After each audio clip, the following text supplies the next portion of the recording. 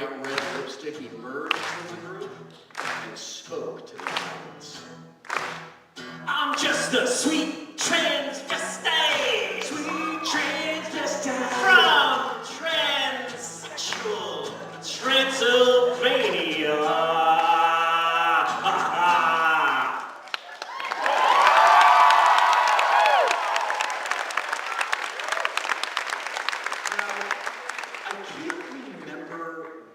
Exactly he said. Because as he began speaking, a hand tapped me on the shoulder. I looked up, and I saw the most phenomenally beautiful girl I had ever seen in the world standing in the aisle. She had shiny black hair and a Betty Page haircut, bright green eyes, full red lips. She wore a red corset. Fit her perfect. She bent over and she asked me, "Are you a virgin?"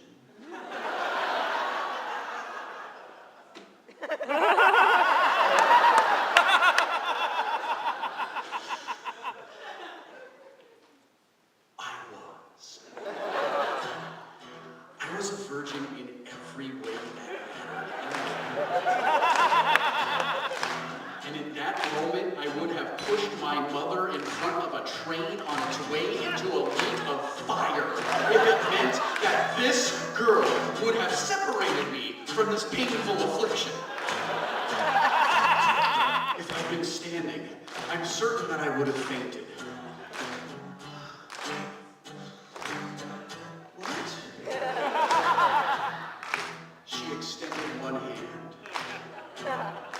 And she caressed my face. I said, "Are you a virgin?" Yes! Yes! Yes, I am a virgin! Do stuff to me!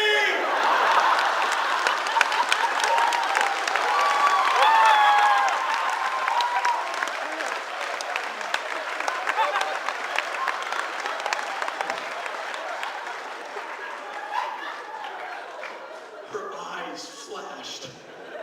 She squeaked. And she said, "This is going to be fun."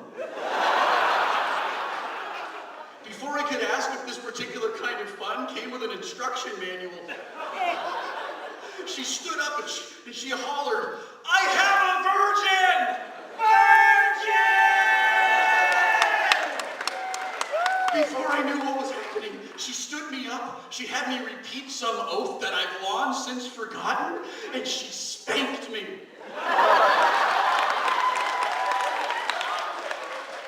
Not brutally, but not overly gently either. I remained fully clothed. But by the look that some of you went, "Aw." I remained fully clothed. But by the time, I feel like I'm not going to say the word that makes you say the other thing, because I know how that happens. Just you wait.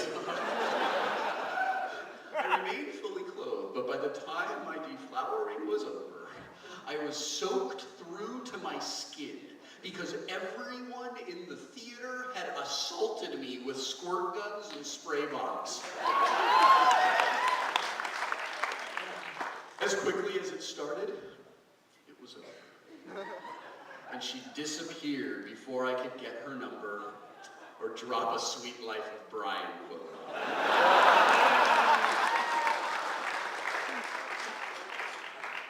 Like most people's, the loss of my virginity was nothing like I had hoped for or expected. But it was magical. I loved every second of it. And before I knew it, she had vanished into the dim light of the theater. While other regulars repeated similar rituals with a few other virgins in the audience, I turned and looked at my friend Darren. He looked back at me.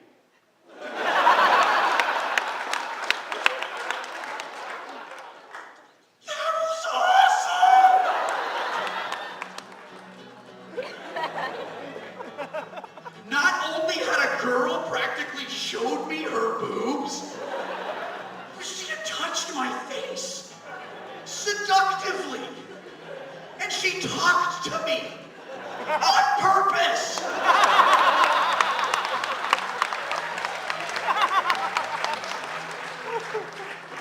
I was beside myself, and the movie hadn't even begun yet. The lights went down and the show began. I didn't know any of the lines, but I quickly figured out what to yell at Brad. Asshole! And Janet. Slut! I watched a man with no fucking neck describe his balls. Heavy, black, and pendulous. I did the Time War.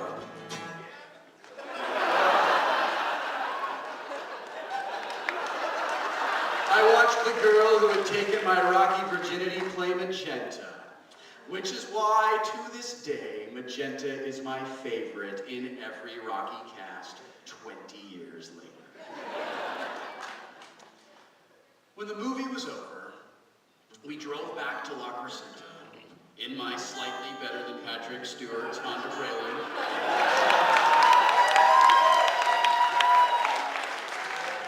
Night that, Baldy.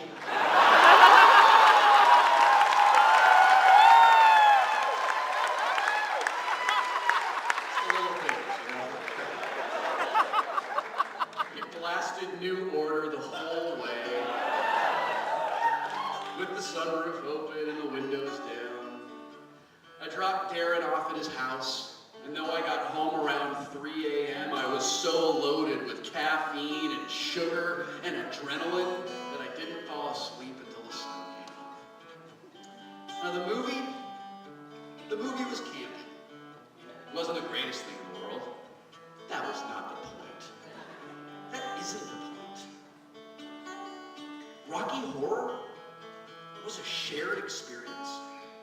It was a place for misfits like me to get together once a week and fly our Transylvanian freak flags.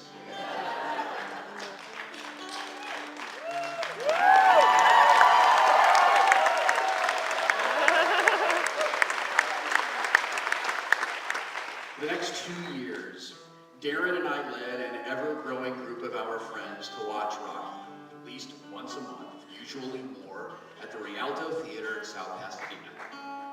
Right, Rialto Theater in the house, man! I have not been to see the Rocky Horror Picture Show since probably 1991 or 1992. But those years that I did see it, and the film itself, hold a very special place in my memory. I owe a lot of who I am today to that time and that movie. I'm sure that the jokes have changed, and I am sure that I would feel like the stupidest old man in the world, but just one more time.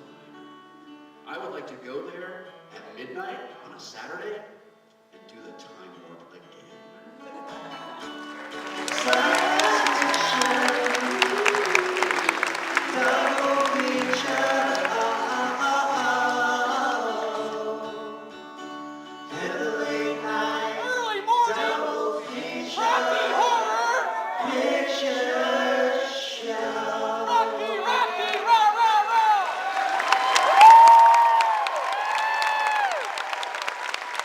Ceiling fan is watching you go to intermission.